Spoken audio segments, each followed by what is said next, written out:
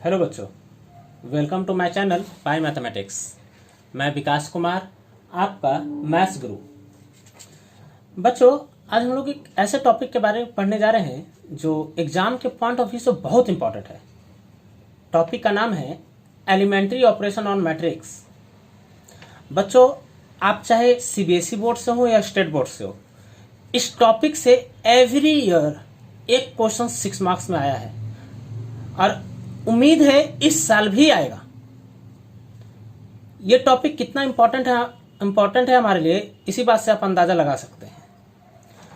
बच्चों, अगर ये टॉपिक आपको अच्छे से समझना है तो इस वीडियो को शुरू से लेकर अंत तक बिल्कुल अच्छे से कंसंट्रेट होकर देखिएगा, नहीं तो आपको फिर कुछ समझ में नहीं आने वाला है और आपका 6 मार्क्स गया। तो चलिए बच्चों, हम लोग शुरू करते हैं। बच्चों देखिए, हमने हेडिंग में लिखा है elementary operation of a matrix. इस टॉपिक को पढ़े उससे पहले कुछ बेसिक्स नॉलेज जो आपके पास होना चाहिए वो हम आपको बताते हैं। देखिए बच्चे, हमने यहां पर लिखा है आइडेंटिटी।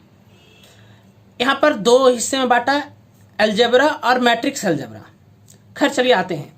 आइडेंटिटी बहुत तरीके का होता है, टाइप्स बहुत होता है आइडेंटिटी का, लेकिन हम लोग सिर्फ 2 चीज के बारे में फिलहाल यहां पर पढ़ेंगे। पहला एडिटिव आइडेंटिटी, दूसरा मल्टीप्लिकेटिव आइडेंटिटी। आखिरकार एडिटिव आइडेंटिटी क्या होता है? देखिए, एडिटिव आइडेंटिटी का मतलब होता है कि कोई भी रियल नंबर ए में क्या ऐड करें ताकि ए को कोई भी फर्क ना पड़े। ए कहां बिलोंग कर रहा है बाबू? रियल नंबर के अंदर। ए को कोई फर्क ना पड़े तो बोलिएगा सर 0 ऐड कर दीजिए। ए को कोई भी फर्क पड़ने वाला नहीं है, तो ये जो 0 है बाबू वो मेरा कहलाता है एडिटिव आइडेंटिटी। उसी तरीके से मल्टीप्लिकेटिव आइडेंटिटी, तो आपको मतलब समझ में आ गया होगा। कोई भी रियल नंबर में क्या मल्टीप्लाई कर दे ताकि ए को कोई फर्क ना पड़े, तो आप क्या बोलिएगा? 1। तो 1 जो है वो क्या कहलाएगा? Multiplicative identity. बात समझ गए? एडिटिव आइडेंटिटी का मतलब समझे कि ए में क्या जोड़ दे ताकि ए को कोई फर्क ना पड़े, तो 0। उसी तरीके से मल्टीप्लिकेटिव आइडेंटिटी मतलब ए में क्या मल्टीप्लाई कर दे तो ए को कोई फर्क ना पड़े, तो बोलिएगा 1। तो ए को कोई फर्क पड़ने वाला नहीं है। तो खैर यहां पर ए मेरा रियल नंबर था। अब आते हैं मैट्रिक्स में। मैट्रिक्स में मान लेते हैं ए एक मैट्रिक्स था, इस मैट्रिक्स में क्या ऐड कर दें ताकि ए को फर्क ना पड़े, तो बोलिएगा सर 0 मैट्रिक्स ऐड कर दीजिए। क्या ऐड कर दीजिए? 0 मैट्रिक्स ऐड कर दीजिए। कोई फर्क नहीं पड़ेगा क्योंकि 0 जोड़ेंगे तो कोई फर्क पड़ने वाला नहीं है। उसी तरीके ही में ए से ए में क्या मल्टीप्लाई कर दे ताकि ए को कोई फर्क ना पड़े, तो बोलिएगा सर आइडेंटिटी मैट्रिक्स। क्योंकि हमें मल्टीप्लिकेशन ऑफ मैट्रिक्स पढ़ा रहे थे तो आप प्रॉपर्टी बताए थे कि एक अगर स्क्वायर मैट्रिक्स है तो उसको आई से मल्टीप्लाई कर दीजिएगा तो ए को कोई फर्क पड़ने वाला नहीं है। और हाँ बच्चों, एक बात याद रखिए, हम लोग elementary operation of a matrix पढ़ रहे हैं। एलिमेंट्री ऑपरेशन सिर्फ और सिर्फ स्क्वायर मैट्रिक्स पे ही वर्क करता है। अगर स्क्वायर मैट्रिक्स नहीं है तो वहां पर एलिमेंट्री ऑपरेशन नहीं लगा सकते। ये बात दिमाग में रखो। तो यहां पर हम जब भी कोई भी मैट्रिक्स लिख रहे होंगे तो यहां पर समझ लेना है कि ए कैसा मैट्रिक्स है? मेरा स्क्वायर मैट्रिक्स है। समझ गए बच्चों? चलो फिर से हम यहां पर आपको ये करते हैं। एडिटिव आइडेंटिटी मतलब मैट्रिक्स में 0 मैट्रिक्स। मल्टीप्लिकेटिव आइडेंटिटी में मैट्रिक्स की दुनिया में कौन होगा? Identity matrix. Identity matrix. Identity matrix क्या कहलाता है? मतलब मेरा मल्टीप्लिकेटिव आइडेंटिटी कहलाता है। ठीक है, या इसको आप यूनिट मैट्रिक्स भी बोलते थे। याद करिए क्या बोलते थे हम लोग? Unit matrix. दिमाग में बैठा बच्चों? उम्मीदें आ गया होगा। अब आते हैं इनवर्स। व्हाट इज इनवर्स और कैसा इनवर्स? Additive inverse. कैसा inverse? Multiplicative inverse. Additive inverse का मतलब क्या होता है?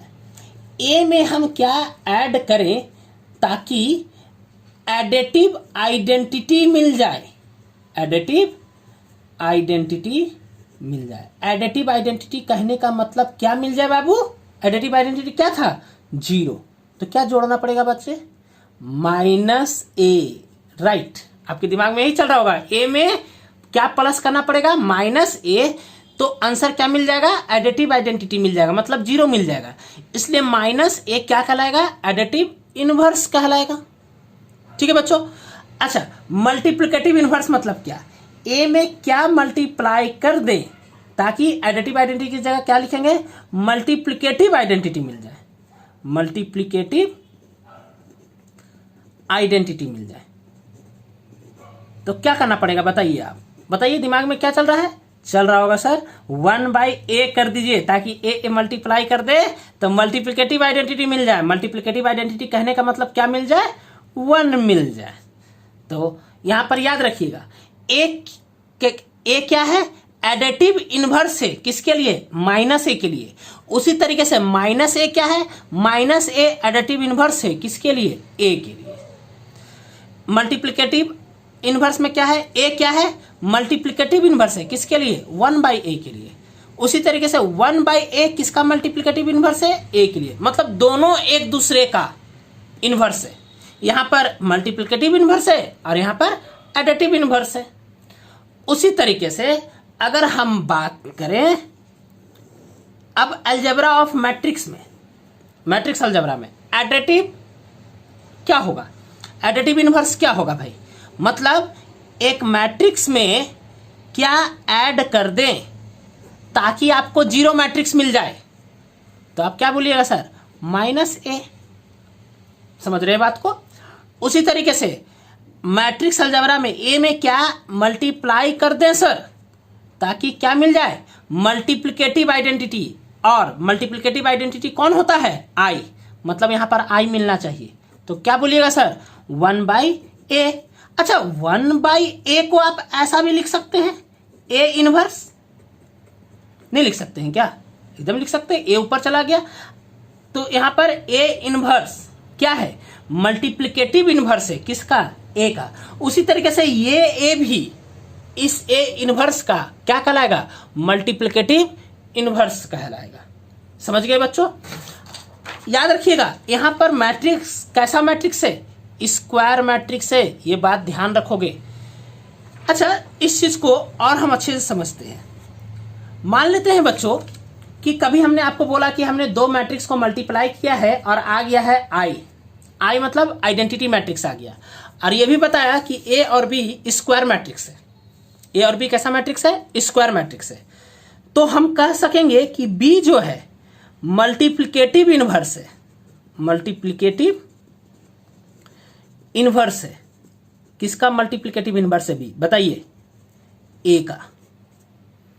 और ए किसका मल्टीप्लिकेटिव इनवर्स है, बी का। दोनों एक दूसरे का क्या है, मल्टीप्लिकेटिव इनवर्स है। बात समझ रहे हैं। उम्मीद है आपको यहां तक समझ में आ गया होगा। तो अगर आप इसे नोट डाउन करना चाहें तो वीडियो को पॉज करके नोट डाउन कर सकते हैं, या आप एक स्क्रीनशॉट ले सकते हैं इसका, ताकि आप बाद में नोट डाउन कर पाए। अब आते हैं सर, आप अभी तक आप इतना कुछ बताएं हमको, इसका मकसद क्या था आपका। चलिए मकसद हम आपको बताते हैं। जैसे बेटा एक बात याद रखना, एलिमेंट्री ऑपरेशन ऑफ जो मैट्रिक्स पढ़ने वाला है इसका एक मकसद है। इसका मकसद है मल्टीप्लिकेटिव इनवर्स निकालना किसी मैट्रिक्स का। एलिमेंट्री ऑपरेशन ऑफ मैट्रिक्स का क्या मकसद है कि मल्टीप्लिकेटिव इनवर्स निकालिए किसी भी मैट्रिक्स का। जैसे हमने बोल दिया ए का मल्टीप्लिकेटिव इनवर्स निकालिए, ए का मल्टीप्लिकेटिव इनवर्स निकालिए।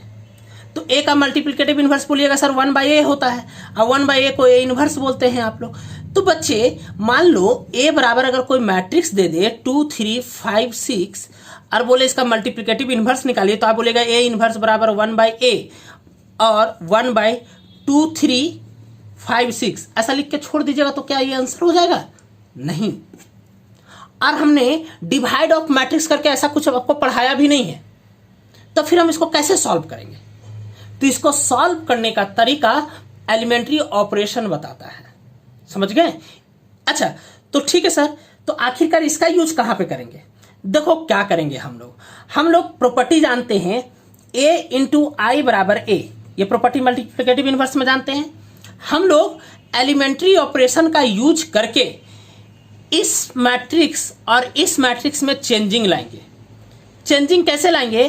देखो a इंटू इसमें चेंज हो गया मान लो, और ये बन गया b, और इसको चेंज करके i में कन्वर्ट कर देंगे।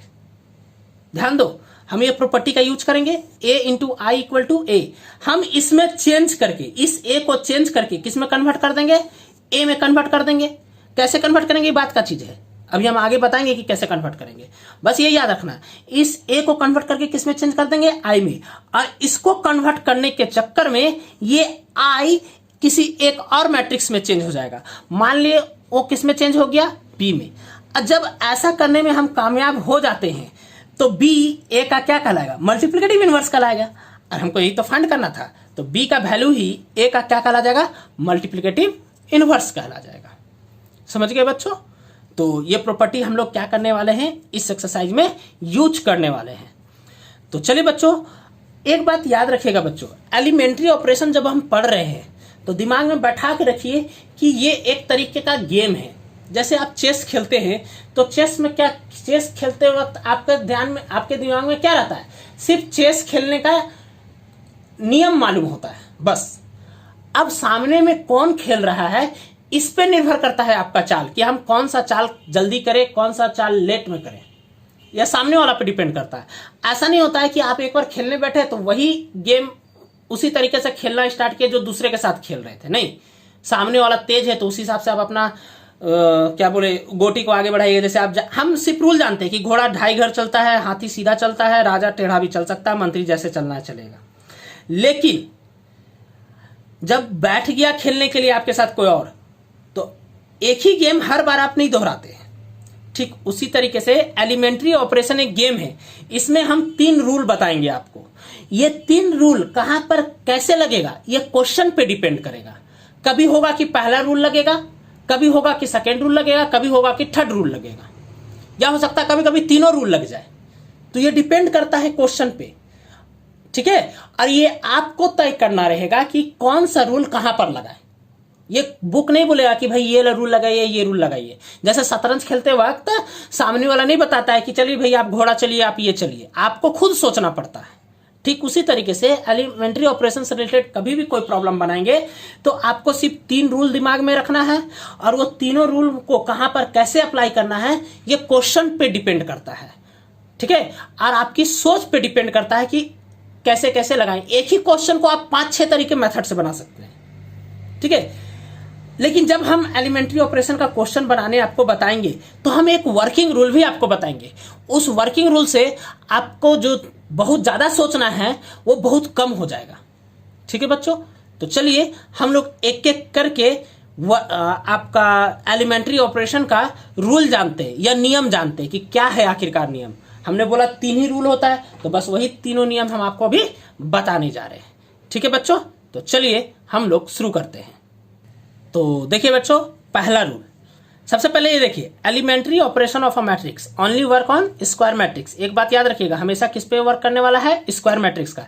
और एक बात याद रखिए, कभी भी किसी मैट्रिक्स का मल्टीप्लिकेटिव इनवर्स निकालने के लिए बोला जाए तो सबसे पहले देखिए कि वो स्क्वायर मैट्रिक्स है कि नहीं। अगर स्क्वायर मैट्रिक्स है तो मल्टीप्लिकेटिव इनवर्स निकलेगा, और अगर स्क्वायर मैट्रिक्स नहीं है तो आप वहां पर डायरेक्टली लिख दीजिएगा मल्टीप्लिकेटिव इनवर्स नॉट एग्जिस्ट।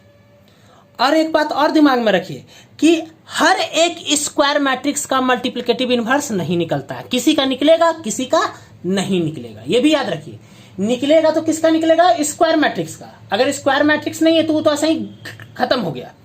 और स्क्वायर मैट्रिक्स हमने दे दिया तो क्या वो 100% श्योर है कि उसका इनवर्स निकलेगा? तो बोलिएगा नहीं, किसी स्क्वायर मैट्रिक्स का इनवर्स निकलता है, किसी का नहीं निकलता है।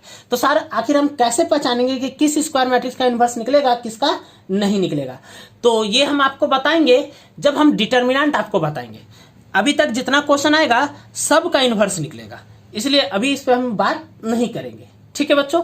तो चलिए देखिए, elementary operation of a matrix. अब ये जो 3 रूल हम आपको बताए हैं वो तीनों रूल चाहे तो रो में लगाइए चाहे तो कॉलम पे लगाइए, तय कर लीजिए रो में लगाना है या कॉलम पे लगाना है। किसी क्वेश्चन को बनाते वक्त एकदम तय कर लीजिए। अगर पहला काम आप रो में किए तो बाकी तीनों काम, बाकी काम भी आपको रो में ही करना पड़ेगा। अगर पहला काम आप कॉलम में किए तो बाकी बचा हुआ काम भी किस में करना पड़ेगा, कॉलम पे करना पड़ेगा। तो देखिए पहला रूल क्या बताया, पहला रूल बोल रहा है इंटरचेंज ऑफ एनी रो, मतलब क्या है, किसी भी रो को इंटरचेंज कर सकते हैं अगर आप चाहते हैं तो। जैसे देखिए हमने क्या किया, यहां पर R1 मतलब रो नंबर 1 और यहां पे लिखा R3 मतलब रो नंबर 3, इसको हमने इंटरचेंज कर दिया। देखिए यहां पर R1 के पास कौन है 2 1 3 और R3 के पास कौन है 3 2 1। तो देखिए हमने इंटरचेंज कर दिया, 3 2 1 किसके पास चला गया, R1 के पास चला गया, और 2 1 3 कहां पर आ गया, R3 के पास आ गया। तो अगर आप एलिमेंट्री ऑपरेशन से वर्क करके इन्वर्स निकाल रहे हैं और आपको कभी लगता है कि हमको रो को रिप्लेस करना है तो आप रिप्लेस कर सकते हैं, जितनी बार चाहें उतनी बार रिप्लेस कर सकते हैं। लेकिन एक बात और ध्यान रखना है, जैसे पहला बार रिप्लेस हो गया तो ये मैट्रिक्स अब खत्म हो गया, अब ये इसको भूल जाना है। अब इस मैट्रिक्स में सोचो, अब फिर मन किया R2 को R1 से रिप्लेस करने का, तो अब इसमें रिप्लेस नहीं करेंगे, इसमें रिप्लेस करेंगे। देखिए ये हो गया R1 और ये क्या हो गया R2। तो देखिए हमने रिप्लेस किया, R2 को कहां भेज दिया, R1 के पास, और R1 को कहां भेज दिया, R2 के पास। तो देखो -1 2 1 -1 2 1 3 2 4 3 2 4, रिप्लेस हुआ या नहीं हुआ। याद रखिएगा पहला वर्क जैसे ही आपने किया तो इसका पिछला वाला स्टेप क्या हो जाता है, खत्म हो जाता है। अब जो भी स्टेप लगेगा इसमें, अब इसके बाद फिर से अगर कुछ काम करने का मन कर रहा है तो ये वाला स्टेप अब आपके लिए खत्म हो चुका है, अब इस पे वर्क होगा। बात समझ गए बच्चों। अब यही सेम टू सेम काम आप कॉलम में भी कर सकते हैं। हमने पहले ही आपको गेम का रूल बताया कि आप पहले तय कर लीजिए कि आपको रो में वर्क करना है या कॉलम पे वर्क करना है। तो आपने तय किया सर रो पे वर्क करना, तो रो पे वर्क करिए, बाकी काम जैसे कॉलम पे तय कर लिया तो यहाँ पर आप इंटरचेंज कॉलम भी को भी कर सकते हैं। जैसे हमने देखिए यहाँ पर किसको इंटरचेंज किया, कॉलम 1 को कॉलम 2 के साथ, ठीक है, और कॉलम 2 को कहाँ भेज दिया, कॉलम, देखिए ये कॉलम 2 है मेरे पास और ये क्या है कॉलम 1। देखो हमने आपस में रिप्लेस कर दिया, 2 1 6 यहां आ गया, -1 3 5 इधर आ गया, रिप्लेस हो गया। उसी तरीके से फिर से अगर वर्क करने का मन कर रहा है आपको, मान लो वर्क करने का मन कर रहा है, हर जगह करना ये जरूरी नहीं है, ये पहले भी बता रहा हूँ, ये क्वेश्चन पे डिपेंड करता है। तो देखिए हमने रिप्लेस किया, अब हम इस पे रिप्लेस नहीं करेंगे, हम किस पे रिप्लेस करेंगे, इस पे, क्योंकि एक वर्क हो चुका है तो ये खत्म हो चुका, डेड हो गया। अब ये है मेरा लाइव, तो इसको रिप्लेस करेंगे। क्या किए, कॉलम 3 को कॉलम 1 के पास, कॉलम 1 को कॉलम 3 के पास। तो देखिए ये है मेरा कॉलम 3 और ये है मेरा कॉलम 1। देखो तो रिप्लेस किया क्या हमने, 2 1 6 कहाँ आ गया, कॉलम 3 के पास आ गया, और 5 6 1 कहाँ पर आ गया, कॉलम 1 के पास हो गया। तो इस तरीके से पहला रूल आपको उम्मीद है समझ में आ गया होगा। तो आप वीडियो को पॉज करके नोट डाउन कर ले या एक स्क्रीनशॉट ले ले। अब हम लोग इसके बाद सेकेंड रूल की ओर मूव करेंगे, ठीक है बच्चों। तो उम्मीद है आप लोग स्क्रीनशॉट ले लिए होंगे या पॉज करके नोट डाउन कर लिए होंगे। देखिए बच्चों गेम का दूसरा रूल बोल रहा है multiplying of all element of any row of a matrix by a non zero scalar. अगर आप चाहते हैं कि मैट्रिक्स के किसी भी रो को किसी नंबर से मल्टीप्लाई करना, बस वो जीरो से मल्टीप्लाई नहीं करना है, किसी भी नंबर से मल्टीप्लाई करना, तो आप कर सकते हैं। जैसे हमको मन किया कि सर R2 को हम 1/2 से मल्टीप्लाई कर देते, तो देखिए हमने R2 को किससे मल्टीप्लाई कर दिया, 1/2 से। तो देखो -1 को मल्टीप्लाई करेंगे तो कितना आ जाएगा 1/2, 2 को मल्टीप्लाई करेंगे तो कितना आ जाएगा 1/2 को करेंगे तो कितना आएगा 1/2। आप किसी भी नंबर से मल्टीप्लाई कर सकते हैं, आपको जिससे मन करे, बस जीरो से मल्टीप्लाई नहीं करना है। और किसी भी रो को कर सकते हैं। जैसे अगली बार फिर मन किया वर्क, फिर से किसी रो को मल्टीप्लाई करने का मन किया तो इसमें नहीं करेंगे, इस पे करेंगे क्योंकि ये डेड हो चुका है। तो देखिए क्या किया हमने, अब हमने R1 को मल्टीप्लाई कर दिया 2 से। तो R1 ये था मेरा, देखो 2 से मल्टीप्लाई कर दिया, 2 2 जा 4, 2 1 जा 2, 2 3 जा 6। अब बाकी जो चीज था उसको हमने सेम टू सेम कॉपी कर दिया। ठीक है बच्चों, ये गेम का दूसरा रूल है। गेम का दूसरा रूल क्या बोला है कि रो का, किसी एक रो का सारे एलिमेंट को किसी भी नॉन जीरो नंबर से आप मल्टीप्लाई कर दीजिए, मैट्रिक्स को कोई फर्क पड़ने वाला नहीं है। उम्मीद है बच्चों समझ में आ गया होगा। यही rule same to same column पे भी वर्क करेगा। यहां पे हमने रो को मल्टीप्लाई किया और यहां पर किसको मल्टीप्लाई करेंगे, कॉलम को मल्टीप्लाई करेंगे। जैसे हमको मन किया कि कॉलम 2 को 2 से मल्टीप्लाई करना, तो कॉलम 2 ये है मेरा। तो देखिए इस मैट्रिक्स में हमने क्या किया, कॉलम 2 को 2 से मल्टीप्लाई कर दिया, बाकी को ऐसा ही रहने दिया हमने। फिर अगली बार मन किया नहीं सर कॉलम 1 को 5 से मल्टीप्लाई करेंगे, तो इसमें नहीं करेंगे क्योंकि ये डेड हो चुका है, एक वर्क हो चुका है, अब इस पे वर्क करेंगे। तो इसको 5 से मल्टीप्लाई, 5 2 जा 10, 5 2 जा 10, 5 5 जा 25, बाकी हो गया। सर एक बार कॉलम 2 को मल्टीप्लाई कर चुके हैं, क्या तीसरी बार फिर से कॉलम 2 को हम मान लीजिए कि हमको मन किया 1/5 से मल्टीप्लाई करना, तो कर सकते कि नहीं कर सकते? आराम से कर सकते। जितनी बार करने का मन है उतनी बार मल्टीप्लाई करिए, कोई दिक्कत नहीं है। उम्मीद है बच्चों आपको समझ में आ गया होगा। वीडियो को पॉज करके इसे नोट डाउन कर ले या एक स्क्रीनशॉट ले ले और उसके बाद इसे बाद में नोट डाउन कर लीजिएगा। उम्मीद है बच्चों आप लोगों को समझ में आया होगा। अगला रूल, मोस्ट इंपॉर्टेंट रूल, ये किसी भी मैट्रिक्स में एलिमेंट्री ऑपरेशन जब लगाइएगा तो ये रूल लगना ही लगना है। बहुत 99% चांसेस है कि ये रूल जरूर लगेगा। तो चलिए ये रूल क्या बोलना चाह रहा है ये समझते हैं। अब बात बता दे रहा हूं, बहुत ही इंपॉर्टेंट रूल है। देखिए क्या बोल रहा है, multiplying each element of any row with any non zero number, मतलब आप किसी भी रो के हर एक एलिमेंट को किसी भी नॉन जीरो से नंबर से मल्टीप्लाई करिए and then adding them corresponding element of any other row. कहने का मतलब क्या है सर? जैसे बोल रहा है कि किसी भी रो को किसी भी नॉन जीरो नंबर से मल्टीप्लाई करिए और जो आंसर आएगा उसको किसी अनदर रो में जोड़ दीजिए। जैसे आपको मन किया थोड़ी देर के लिए, मान लेते हैं कि सर R2 को 2 से मल्टीप्लाई कर देते हैं और जो आंसर आएगा उसको ले जाकर R1 में जोड़ देते हैं। तो इस बात को आप कैसे रिप्रेजेंट करिएगा, देखिए कैसे रिप्रेजेंट करेंगे। किससे मल्टीप्लाई किया? R2 को 2 से मल्टीप्लाई कर दिया, उसके बाद ऐड कर दिया। किसमें ऐड कर दिया? R1 में ले जाकर ऐड कर दिया। अब जिसमें ऐड होता है वही यहां पर लिखाएगा और एरो का साइन बनेगा। किसमें ऐड जाकर हो रहा है बेटा? R1 में जाकर ऐड हो रहा है ना, तो वो हो गया। तो अब इस चीज का सॉल्यूशन कैसे आएगा सर? देखिए कैसे सॉल्यूशन आएगा। A बराबर किस पे आप ऐड कर रहे हैं, मल्टीप्लाई नहीं करना है, किस पे आप ऐड कर रहे हैं? R1 में ऐड कर रहे हैं तो R2 और R3 जस्ट का तस कॉपी कर दीजिए। 2 1 2 3 कॉपी हो गया, 2 3 1 कॉपी हो गया, R2 R3 कॉपी हो गया। अब देखिए R1 में ऐड किए, क्या प्लस किए 2R2, मतलब 2 से मल्टीप्लाई। देखो 1 को 2 से मल्टीप्लाई करेंगे तो 2 होगा और इसको ले आके इस 2 में जोड़ दो तो कितना मिलेगा? 4। अब इस 2 को 2 से मल्टीप्लाई करेंगे तो कितना होगा? 4 और इस 1 में जाकर ऐड कर दो कितना मिलेगा? 5। अब इस 3 को 2 से मल्टीप्लाई करो 6, अब इस 6 को 3 में ले जाकर जोड़ दो तो कितना मिल गया? 9। ये रूल हो गया। नहीं समझ में आया? चलिए इसमें अब एक पहला बार तो काम कर दिए, एक और काम इस पे करते हैं। मन किया कि सर एक काम करते हैं, R3 को मल्टीप्लाई कर देते हैं -3 से और उसके बाद ऐड कर देते हैं, मान लेते हैं R2 पे। ऐड किस पे हुआ? R3 में कि R2 पे? R2 पे। जिस पे ऐड हुआ वही यहां पर लिखाएगा। लिख दिया हमने। अच्छा यहां पर क्या लिखाया है? R2, तो R1 और R3 ऐसे ही कॉपी करिए। 4 5 9 जो यहां पे लिखाया है उसको कॉपी नहीं करना, बाकी सब चीज को कॉपी कर दिए। तो यहां पे कितना लिखाएगा? 2 3 1, क्योंकि R2 में चेंज होने वाला है। क्या चेंज होने वाला है? देखो R3 को किससे मल्टीप्लाई किए? -3 से, तब जाकर ऐड किए किस में? R2 में। तो बता इस 2 को, देखो यहां पर इस 2 को -3 से मल्टीप्लाई करेंगे तो कितना आएगा? -6। -6 + 1 कितना देगा? -6 + 1 -5 दे दिया। फिर -3 से इसको मल्टीप्लाई करो फिर से। अब देखो -3 -3 तो -9 -9 इस 2 में ऐड होगा तो कितना देगा? -9 इस 2 में ऐड होगा तो कितना देगा? -7। उसी तरह -3 इस 1 से ऐड होगा, सॉरी मल्टीप्लाई होगा तो कितना दिया? -3 और इसमें ऐड कर देगा तो कितना मिल जाएगा? 0। तो इस तरीके से एक वर्क हो गया। बात समझ गए? उम्मीद है बच्चों आपको समझ में आया होगा।